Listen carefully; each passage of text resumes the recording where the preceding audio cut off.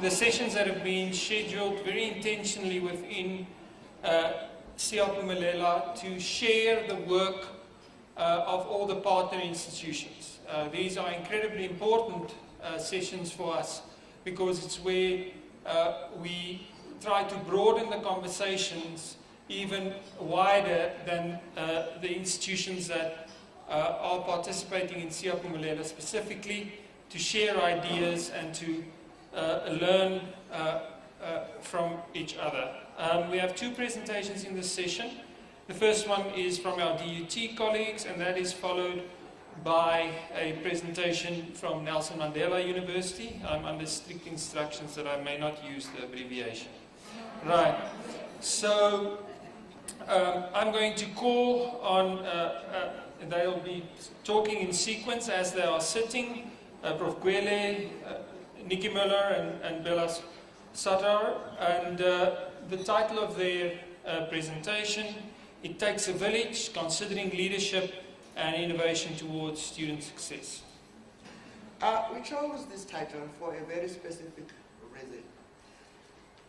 We are drawing on an African proverb that it takes a village to raise a child. We consider the role of DUT Siyaphumelela Student Success Task Team as one agent in preparing the university to be ready for today's students. The village in the university context is the university community. In talking of learning, we recognize that every staff member has a responsibility for student success. It takes a village to raise a child. The obvious implication is that the success of the child depends on the community, in this case, the university.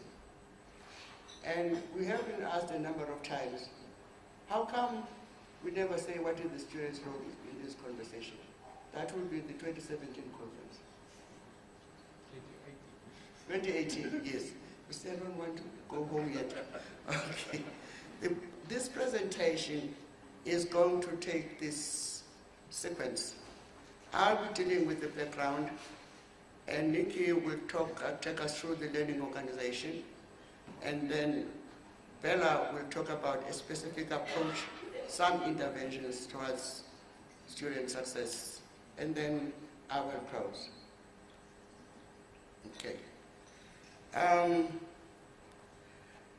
We want our point of departure here to be the DUT Strategic Direction 2015-29. And the reason behind that is because we want to demonstrate the extent to which the Siyaphumelela project is at the center of what we aim to achieve, not just one more thing to do at DUT. DUT has 4 strategic focus areas, but I'll just elaborate on 2 in the interest of time. I'll talk about strategic focus area 1, which is building student communities of living and learning. With this strategic focus area, I need to start with student-centeredness and engagement. Student-centeredness and engagement we see as DUT's DNA. It has to actually permeate everything we do. And that is our goal, that is our wish. I'm not going to stand here and lie to you and say we're there yet. It is a work in progress. We still get a lot of complaints from students, having been waiting for 20 minutes without anyone in a department attending to them. But we believe that it is a goal worth chasing. In terms of building student communities of living and learning, we believe that there needs to be a collective awareness and focus on the total student experience. The roles of academic, administrative, and support divisions in enhancing DUT's efforts to create a conducive learning environment for staff and students, hence the need for the village to work together in helping students succeed. In terms of strategic focus area 3, building a learning organization, our focus here mostly has been on staff, because from the beginning, the staff has asked us, we're talking about a student-centered university. Is that ever going to be achieved if the staff is left in the margins? So this is very important for us. However, I'm not going to talk too much on this one because Nicky is going to elaborate much more on this. I just want to note that this will always be unfinished business. The aim is not that every individual at DUT, can say that,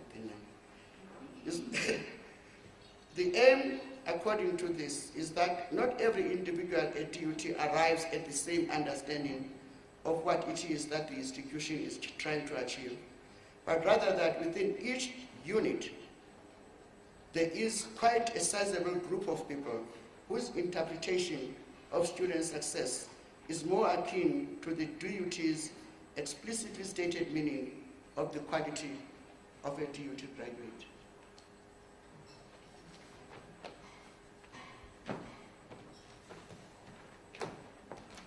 Thank you, Thandi. So just to continue, I'm just realizing that a lot of the presenters today are quite short.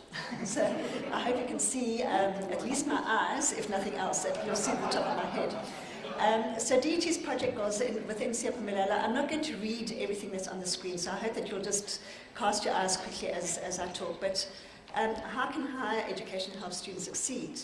So within student success initiatives, we can draw together important yet often disparate threads across the university, such as student engagement, learning outcomes, admission policies, transitions, students' experience, graduate employment, socio-economic health, etc.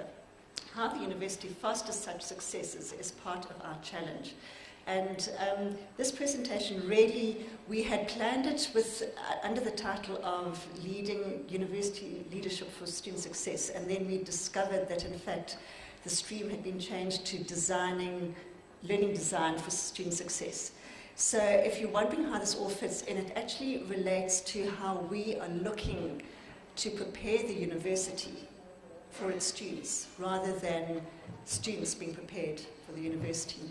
So the components of university education, I think some of you might be familiar with this quadrant of four elements or components that construct a university education.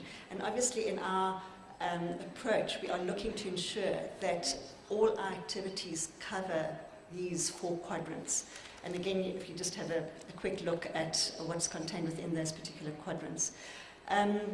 Collaborative organisation learning. So why am I talking about collaborative organisation learning, quickly jumping? It's because of how we are considering the university as a learning organisation. In Prof. Gwele's first slide, we had our 4 strategic focus areas, and strategic focus area 3 relates specifically to building a learning organisation or a learning university. So we were not intentional in our Siyaphumelela project by saying we are going to be the model for what a learning entity, learning organisation is. But as we progress through our project and reflect back, we realize that the Siyaphumelela project really does have particular opportunities to lead the rest of the university into understanding what this kind of collaborative organizational learning is, and to really to make a shift within the university. So collaboration, we've heard a lot about the collective this morning, we've heard a lot about collaboration, about complex systems, complex systems theories, etc., and the value of working across the divides and breaking down silos. So I'm not going to say too much. I would like you each to try and individually reflect back on things that you've heard this morning and see how they could apply within this particular context. I've spoken about our strategic focus area 3, which is the university as a learning organisation. So, you know, when our strategic plan was being developed, we were looking quite deliberately at Peter Sengi's consideration of a learning organisation and his 5 disciplines, which are up there: systems thinking, mental models, shared vision, personal mastery, and team learning. Now, if we go and, sorry, no, we're not going there yet. In the next but one slide, I'll be talking about how, if we reflect on the Siyaphumelela project and consider whether, in fact, we are applying any of these, or how we are engaging with these 5 disciplines towards a learning organization, you'll get a sense of the good, the bad, and the ugly, which is happening, well, perhaps not ugly, but certainly work in progress. But I see I've got a slide here which I think seems to be out of place. In our, one of our goals and commitments to the Kresge Foundation for our project was to create spaces for collaborative learning around student success and the use of data analytics. So in our Siyaphumelela project, how have we created this space? I think University of Pretoria this morning, and possibly Wits and in Nelson Mandela University. There we go. Thank you. Well, clap, acknowledgement. All spoke about whether they call them student success task teams or student success committees, whatever it might be. DUT's particular approach was to create a student success task team which comprises of about 30 to 35 individuals from across the university and from different levels within the university as well. So in that process, we have got our DVC Teaching and Learning, who's the project leader and is at every single student success task team workshop that we have. We have these quarterly. We have a process of creating the space within that for various kinds of projects to operate. And she alluded to some of these this morning, but equally, most of our projects that are being conducted within this space have paper presentations that have either been presented or are going to be presented. So look out for DUT and then you'll understand what we're doing there. But so we have a student success task team at the top. We have a core project team, which is the entity that provides direction and just monitors the progress of what is happening. And then we have working groups related to our various projects, but equally around particular activities. So for example, when we're engaged in the student engagement surveys, there was a group that really drove those particular activities. And again, these are constituted from people from across the university.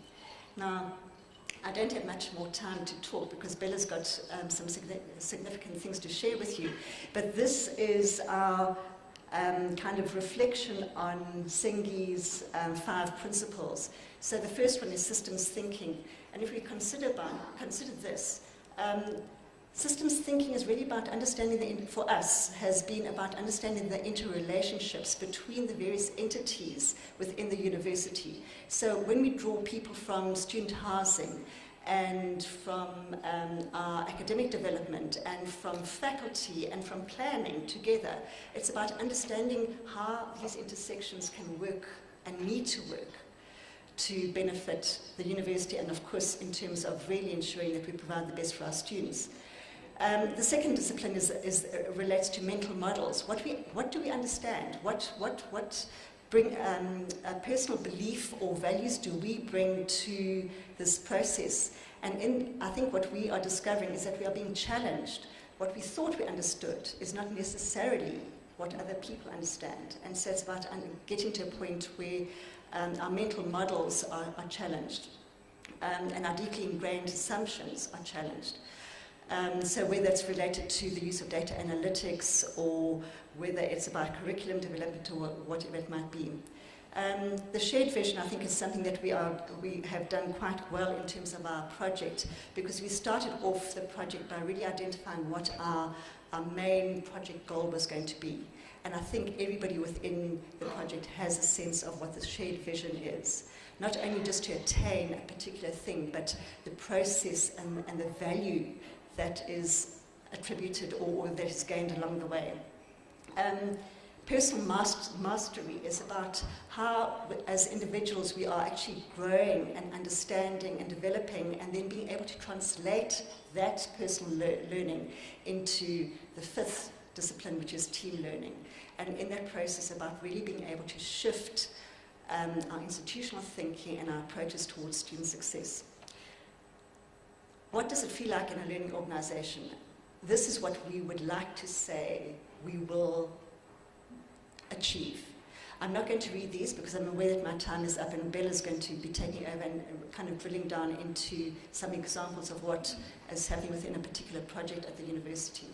But these are things that we want to encourage or develop and attain within our project. But not only that, it is going to have to be about how do we take our learning and share it and almost institutionalize it across the university. Thank you. Bella.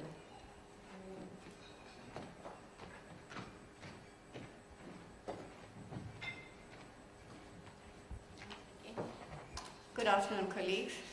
Finally, after more than a year, I got to the conference. I'm going to talk a little bit about student success and a project very specifically associated with this. Professor Gwele mentioned the Student Success Task Team and how we've constituted it. The Student Success Task Team met last year at 2 of the workshops, and we discuss our understanding of student success in the context of the wildly important goal. Where's Jan? The wildly important goal for DUT. And we then realized it wasn't just about the wildly important goal, but also what do we mean by student success, so that there was a shared understanding of student success and not a multiplicity of meanings. And it was agreed then at both those workshops, and we refined it subsequently, was that it is about qualifying and completing in minimum time and attaining the DUT graduate attribute. So as Tandi said, not only about the efficiency indicators in terms of numbers, etc., but also about the graduate attributes. Now, you can see the, no, why is it not going to the next slide? No, okay. Go back. Sorry, the... Technical support, please. Okay, while technical is coming. When we developed the graduate attribute, we distilled them through engagement across the university and also through research. I got my teacher's voice as well. We engaged with staff across the university. We also did a lot of research. We engaged with our colleagues across the country. Keep pressing until you got the whole thing. And then we also engaged with colleagues in the US, because it was in the context of general education that had been included in all the curricula at DUT, that we then embarked on quality assurance firstly, and that took us down this journey where we then conceptualized these graduate attributes, and these were then workshopped across the university and agreed. So it's quite complex, and we're fully aware of how complex graduate attributes are, and those statements that we see can appear to be simplistic, but we were mindful of that and developed descriptors and so on that were associated. Oh, it's all right, I'm scared of my phone. Because, so these were then developed across the university, and our aspiration, of course, is in relation to the DNA of at DUT, that these would then also be incorporated in those. But as it wants to happen, the graduate attributes themselves don't just get imbibed. They're not going to happen by osmosis. It has to be a very deliberate effort on the part of all staff at DUT for our students to attain those attributes. So how will we know, and that's a big question for us, how will we know? What are we going to do? What do we need to see?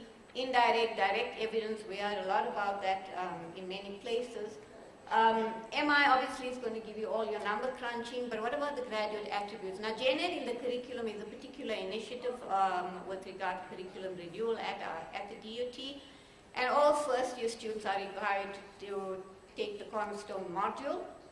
And in our project, when we look at 2 programs, we thought, well, at least we can look at Cornerstone in relation to some of the other modules in the program, and then to look across the programs at what efforts have been made to actually promote the attainment of these graduate attributes, and how was staff assessing these? What were the learning activities, and how were they assessing students' attainment of these. So in the pilot project, we identified two new programs, HEQSF aligned programs. I'm just calling them X and Y. One is a diploma program, one is a 4-year degree program. In the diploma program, we were able to interview students from the first and second year of the program, and in the degree program, there were actually 3 cohorts of students because they're in the 3rd year of the program. And at the beginning, we thought we were going to identify high-impact practices. That's what we thought. And obviously, it's too early in the project to say definitively that these are high-impact practices. But certainly, we identified good practices, promising practices. Preliminary analysis. But before we get to that, the methodology we used was focus groups. We had focus group meetings with each of the year's students. We had meetings with the staff. We also looked at the module files. The academic staff were very, very cooperative. They're very willing to let us look at, all of the information that they had in the module files. So we didn't have any challenges in that regard. We found that there was student buy-in in terms of the cornerstone module, but when it came to graduate attributes, and I'm going to talk generally now without looking at these, I won't get through the 2 minutes. What we found was that in the program where there had been a lot of advocacy with students with regard to both the graduate attributes as well as the need for general education in the program, there was greater buy-in from students. In fact, it was interesting that in the diploma program, the students were actually engaging us on the graduate attributes and telling us how we might think about amending some of them and why they thought they needed to be, which was very interesting. The students all agreed that they'd undergone a lot of personal development. There was increased confidence, and this was related to the activities in the classroom, having to do group work, having group presentations and individual presentations, so lots of personal development. There were some challenges because in the general education part of the curriculum, in those modules, students from different faculties, different programs actually sit in the same classroom. So it's a very diverse group, and it's really something new to these students. And some of the students said that they felt inferior to students from programs with an ology. So something to think about. What was also encouraged was reflective practice, and the students said that initially they were fed up. We're reflecting and we're reflecting and reflecting, we feel like mirrors. But they said at the end of it, they really valued it, but what they would have liked was to get their reflective papers back so that they could reflect on their reflections. Because the question we asked them was, what did you reflect on? What did you say about this? And they said, well, we can't really think about it now, so it would have been good to have those papers. So they felt that reflection being promoted, and what they actually found was really good. Problem solving, they tended to see problem solving in the context of maths and even the critical thinking, rather than in the broader sense. So again, that advocacy comes in terms of, and again, differences between the two programs. In the one program, there was a different view of critical thinking and problem solving compared to the other group. And again, that comes from the extent to which there had been advocacy of what we were trying to achieve, how much of information was given to students about both general education as well as the graduate attributes. So, how many minutes have I? Okay, so what have we learned from all of this? Firstly, the assumptions that we made. We assumed that practices in the classroom would change. That having had these graduate attributes approved at Senate, academics would immediately know that something needed to change in the classroom and that they would do it. And some did and some didn't. But again, when we say they didn't in a deliberate way. But when you engage with the academics, you also realize that what they were doing in the classroom was also promoting the graduate attribute. In as much as we didn't see it in writing in a module file, it didn't emerge in some of those activities. So we think that the next steps might be to encourage academics to document this. Because for institutional learning to happen, for institutional memory, to be able to take something forward in the institution, we need to have some of those things documented. We found some very good practices in one program, and that was around the positive peer support groups from senior students who were mentoring the junior students, and that was a very, very positive initiative, and students certainly they felt that they benefited from that, and that also resulted in them being able to talk more openly among themselves to challenge or talk about the challenges far more openly than they would have with an academic staff member, for example, because they felt more comfortable with one of their peers. What needs to happen going forward is that we need a longitudinal project. Obviously, this isn't just once-off. This pilot has indicated to us that this needs to be a much longer project, that we need to be gathering a lot more information and triangulating it with other sources of information that we have before we can come up with some key interventions that we can highlight in the institution, but also to be able to highlight those good practices. And certainly there isn't time here to talk about some of these good practices that we have.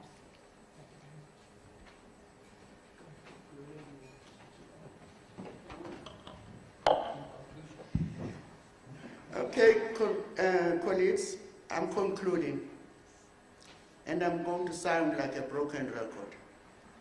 Universities are pluralistic organizations, characterized by divergent, yet not necessarily diametrically opposed goals and objectives. We need to break the silence and work together towards the attainment of that which we purport to value a duty, a student-centered and an engaged university. Amen.